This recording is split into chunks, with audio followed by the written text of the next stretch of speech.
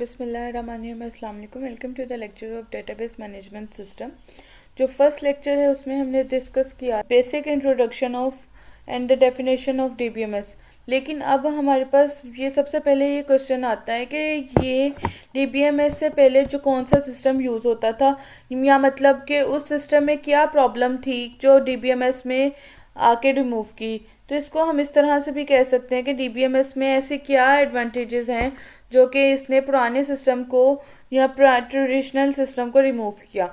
तो यहाँ पे अगर मैं बात करूँ तो फाइल सिस्टम की, यहाँ पे देखो फाइल सिस्टम। तो इससे पहले क्या यूज़ होता था, फाइल सिस्टम।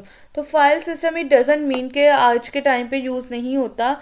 तो इसका मैं बहुत ही स्मॉल सा रियल लाइफ एग्जांपल भी मैं दूंगी, जिससे जो स्नैरियो आपके पास 1970s का, वहाँ पे जो डाटा को कैसे एक्सेस करते थे कि जैसे मैं एक यूज़र हूँ, मेरे सिस्टम में डाटा है तो मैं उस डाटा को जो है एक्सेस कर रही हूँ। तो मतलब कि मैं एज अ यूज़र जो है डाटा को सेव कर रही हूँ और मैं ही जो हूँ डाटा को यूज़ कर रही हूँ। तो अब इस केस में जो फाइल सिस्टम का यूज़ कर सकते हैं, क्योंकि यूज़र जो हमेशा को डाटा को मैनेज करता है फाइल्स की फॉर्म में। तो मेरे लिए बहुत इजी है कि मैं अपनी ड्राइव्स बना के, कि मैं आज के टाइम पे जो है हम देखें कि हमारे लैपटॉप्स में क्या है कि फ़ाइल सिस्टम है, मतलब ऑपरेटिंग सिस्टम के इनबिल्ट होता है फाइल सिस्टम। तो जैसे CIF है, मतलब इस तरह से और भी फाइल सिस्टम यूज़ होते हैं। तो इनमें क्या होता है, जो भी डाटा है आपका उसको फाइल्स की फॉर्म में जो है जो ड्राइव बनाते हैं, कि ड्राइव के अंदर फोल्डर्स बनाते हैं, सब फोल्डर्स बनाते हैं, हायरार्किकल फॉर्म में जो डाटा लिखते हैं, that is what a use of the file system.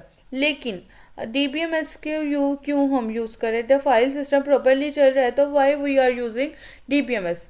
तो because we are now using the client server architecture. Client server architecture means कि जो हमारा डाटा है वो सिर्फ मेरे पास नहीं है, मतलब मेरा डाटा जो है मैं ही एक्सेस नहीं कर रही हूँ, कि मेरा डाटा जो है सेंट्रलाइज लोकेशन पे पड़ा हुआ है और उस डाटा को जो है ऑल ओवर द वर्ल्ड जो है यूज़र यूज़ कर रहे हैं। तो मतलब अगर मैं यहाँ पे सिंपल एक डायग्राम से समझाऊँ कि यहाँ पे एक मेरा सर्वर है और सर्वर के साथ जो है यहाँ पे सर्वर के साथ, चलो बड़हल स्पेलिंग लिख रही हूँ, ये यहाँ पे सर्वर के साथ बहुत सारे जो हैं यूज़र्स जो हैं अटैच, जो कि ऑल ओवर द वर्ल्ड जो हैं इसको एक्सेस करने की जो है कोशिश कर रहे हैं। तो यहाँ पे क्या है कि जो मेरे यूज़र्स हैं ऑल ओवर द वर्ल्ड जो है प्रेजेंट हैं, तो उस टाइम पे जो फाइल सिस्टम को हम यूज़ नहीं कर सकते, डीबीएमएस को हम यूज़ करेंगे।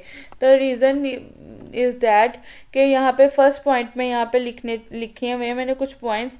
तो पहला पॉइंट है यहाँ पे जो डाटा को हम सर्च करते हैं, कि जैसे हम रेलवे स्टेशन की बात, मतलब रेलवे की जो ऐप की बात करते हैं, तो यहाँ पे मेरे पास A1 KB के डाटा को सर्च कर रही हूँ, ठीक है, मतलब जो मुझे पर्टिकुलर ट्रेन की जो डिटेल फाइंड आउट करनी है। तो अब उस ट्रेन की जो डिटेल फाइंड करनी है, अगर वहाँ पे जो फाइल सिस्टम का यूज़ होगा तो एक्चुअल में क्या होगा कि मेरे पास पूरी की पूरी फाइल आ जाएगी, कि पूरी की पूरी ट्रेन की डेटा की फाइल आ जाएगी। तो मतलब कि मुझे सिर्फ 1 KB ऑफ डाटा सर्च करना है, लेकिन मुझे उसको 25 GB डाटा है, उसमें से मुझे जस्ट फॉर एग्जांपल है कि 25 GB का डाटा है, ट्रैवल हो रहा है, और उसके में जो है टाइम लगेगा। मेरे पास जो है सिस्टम में 25, मतलब अननेसेसरी मेमोरी यूज़ हो रही है, उसमें डाटा में से सिर्फ 1 KB जो है मुझे सर्च करना है, तो which is a very complex.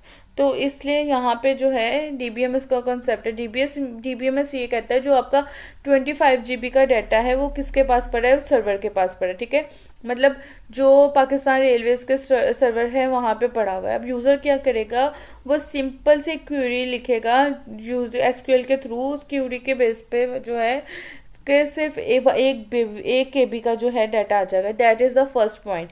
तो यहाँ पे मेरे पास सर्चिंग जो है यहाँ पे फास्ट हो रही है, और मेमोरी जो वो भी एफिशिएंट हो रही है, ठीक है। तो सेकंड पॉइंट इज एट्रीब्यूट्स, ठीक है। जब भी हम डाटा को सर्च करते हैं फाइल सिस्टम, वो हमें एट्रीब्यूट्स चाहिए होते हैं, मतलब हमें उस फाइल का नेम, फाइल की लोकेशन, मतलब वो सारी चीज़ें चाहिए होती है। वो जो डाटा मैं एक्सेस कर रही हूँ उसका, उस डाटा का मुझे मेटा डाटा चाहिए।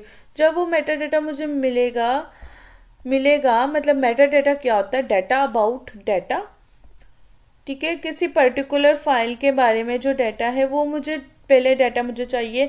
जैसे आप नॉर्मल एक्सेस कर रहे होते हैं फाइल को, तो उसकी लोकेशन आती है, मतलब बहुत सारी लोकेशंस मिल जाती हैं कुछ होगी, तो तभी मैं उसको एक्सेस कर सकती हूँ। यहाँ पे डीबीएमएस में जो है कोई लोकेशन नहीं है, इट इज़ टोटली इंडिपेंडेंट।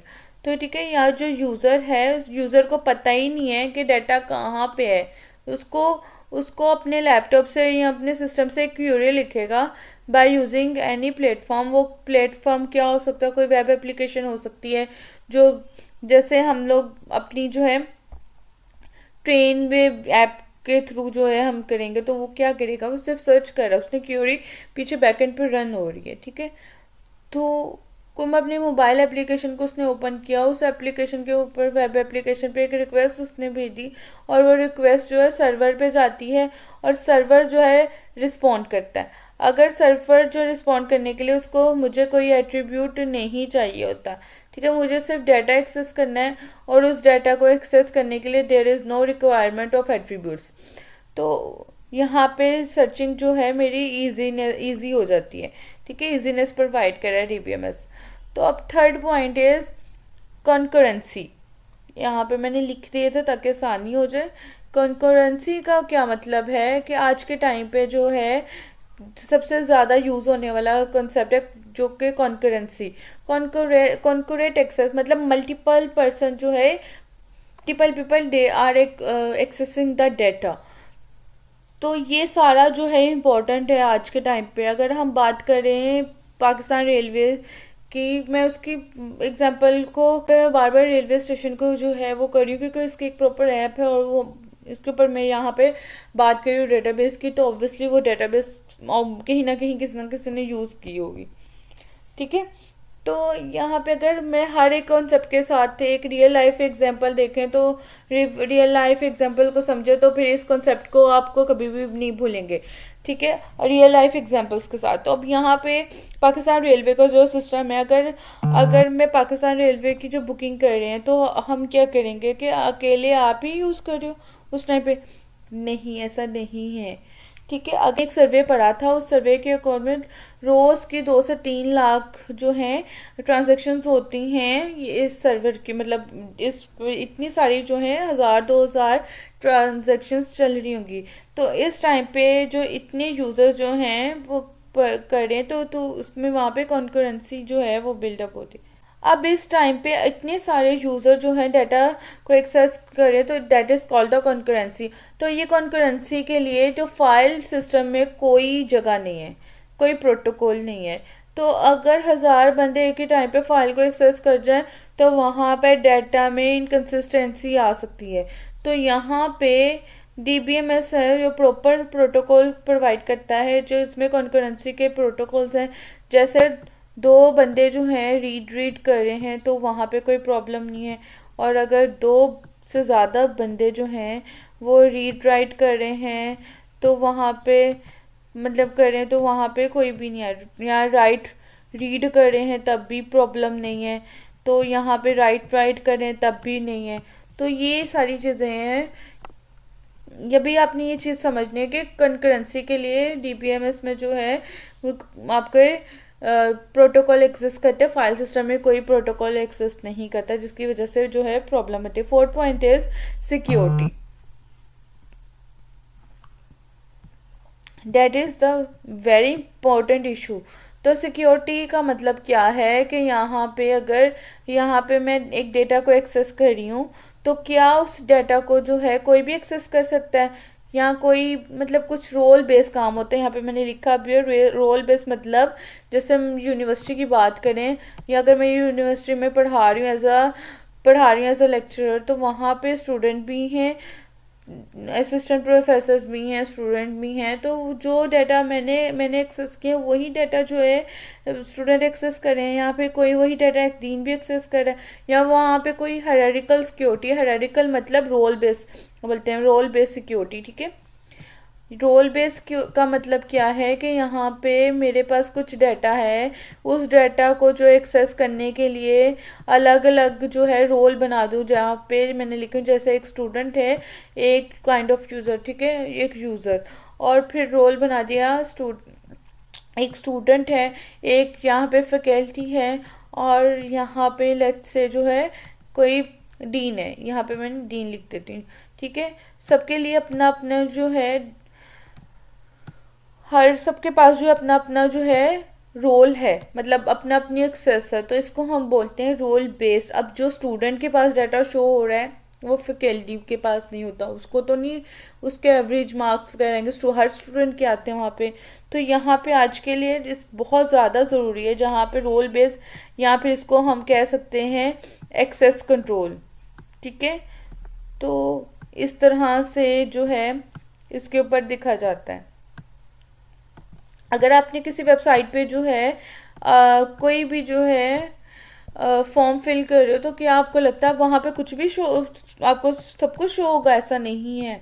सिर्फ आपको उतना ही, जितना डाटा आपको दिखाना चाहते हो सिर्फ उतना ही आपको विजिबल होगा, बाकी का डाटा आपके लिए जो है इनविजिबल होगा। तो इस वजह से क्या कहते हैं, इसको सिक्योरिटी मिल रही है।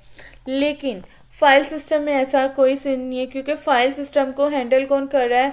Operating system. ऑपरेटिंग सिस्टम में जो हायरार्किकल बेस जो है, हायरार्किकल मतलब लेवल बाय लेवल जो है, लेवल बाय लेवल के लिए कोई सिक्योरिटी नहीं है, तो आपके सिस्टम में कोई ऐसे नहीं है। ठीक है, तो आप फ्लैप ऑन करते हो, वहाँ पे पासवर्ड है, आपने पासवर्ड लगा दिया, सिस्टम ऑन है। जब सिस्टम ऑन हो गया तो फिर कोई भी ड्राइव में चले जाओ, सी में चले जाओ, डी में चले जाओ, मतलब वो अलग आप पासवर्ड लगा दो, वो अलग बात है। ठीक है, ये तो सिर्फ है यूज़र के पॉइंट ऑफ व्यू से। जब 1000 से ज़्यादा जो है बंदे इसको एक्सेस करेंगे तो फाइल के लिहाज से कोई भी प्रोटोकॉल इसमें नहीं आएगा। तो डीबीएमएस जो है रोल बेस्ड जो है सिक्योरिटी प्रोवाइड करता है। अलग अलग रोल बना सकते हो कि जिससे पर्टिकुलर यूज़र को उतना ही डाटा जो है विजिबल होगा, बाकी उसको लगेगा है ही नहीं, पर बाकी का डाटा अवेलेबल होगा, वो किसी और रोल में अवेलेबल होगा। ठीक है, तो that is why security is a very important concept in DBMS. तो ये जो ये जो एक कॉन्सेप्ट जो है वो डीबीएमएस प्रोवाइड करता है। तो फिफ्थ वन इज़, यहाँ पे मैं लिख दे देती हूँ, एक नाम ले लो, जैसे एक स्टूडेंट है अली। ठीक है, तो मैंने इसका डाटा जो है वो 5 टाइम्स स्टोर कर दिया। ठीक है, तो फाइल सिस्टम में ये चीज़ नहीं है। ठीक है, तो ये चीज़ आ जाएगी, मतलब ये चीज़ आ जाएगी इसके अंदर, फाइल सिस्टम में आ जाएगी। तो वो आपको ये चीज़ नहीं मेक श्योर होगी कि आपने एक ही डाटा को जो है 5 दफ़ा जो है उसको सेव कर दिया है। अगर आपके पास 1000+ डाटा हो, कहाँ आप सर्च करते रहोगे? लेकिन डीबीएमएस में ऐसा नहीं है। डीबीएमएस में आप जो है एक डाटा को एक दफ़ा अगर आप स्टोर कर देते हो तो वो फिर आपको वो वहाँ पे हेल्पफुल हो जाते हैं। ठीक है, आप मल्टीपल फाइल्स को जो है डिफरेंट नाम के साथ सेव कर सकते हो। तब ये डीबीएमएस के अंदर there are lot of constraints. आपके पास प्राइमरी की का कंस्ट्रेंट है, आपके पास फॉरेन की का कंस्ट्रेंट है, जो डाटा इंटीग्रेटेड में जो है हेल्प करता है। तो अलग अलग कंस्ट्रेंट्स जो है वो आपको इंश्योर करते हैं कि आपके पास जो डाटा है रिडंडेंट ना हो, मतलब यूनिक डाटा जो है स्टोर कर सके। तो दिस इज हाउ डीबीएमएस जो है superior than the file system. तो यही एक रीज़न है कि आज के टाइम पे जितने भी क्लाइंट सर्वर आर्किटेक्चर है या जितनी भी वेब एप्लीकेशन है, वहाँ पे बैकएंड पे क्या यूज़ हो रहे हैं? डीबीएमएस। तो फ्रंट एंड पे क्या है? हम लोग खुद हैं, मतलब कोई भी यूज़र हो, कोई फ्लिपकार्ट यूज़ कर रहे हैं, अमेजोन यूज़ कर रहे हो, गूगल यूज़ कर रहे हो, हम कौन है? फ्रंट यूज़र हैं, डाटा को यूज़ कर रहे हैं। लेकिन बैकएंड पे क्या है? डीबीएमएस है, जो कि उस डाटा को जो है उस रिक्वेस्ट को हैंडल कर रहा है, तो उस रिक्वेस्ट को जो है रिस्पॉन्ड करता है। तो ये सारे जो मेजर पॉइंट्स हैं, ये मेजर पॉइंट्स जो हैं जो कि फाइल सिस्टम के डिसएडवांटेजेस कह सकते हो, यहाँ पे डीबीएमएस के एडवांटेजेस कह सकते हो। So this is all about the difference between file system and DBMS. इसका थ्योरेटिकल जो है डिफरेंस भी मेंशन कर दिया। यही सारी चीज़ें मैंने जो है पहले डिटेल में समझा दी और यहाँ पे आपको इसको डिफरेंस मिल जाएगा। होपफुली आपको समझ आ गई होगी। इसको पढ़ लीजिएगा, अगर कोई चीज़ पूछने वाली हुई तो ज़रूर पूछ लीजिएगा। Thank you so much.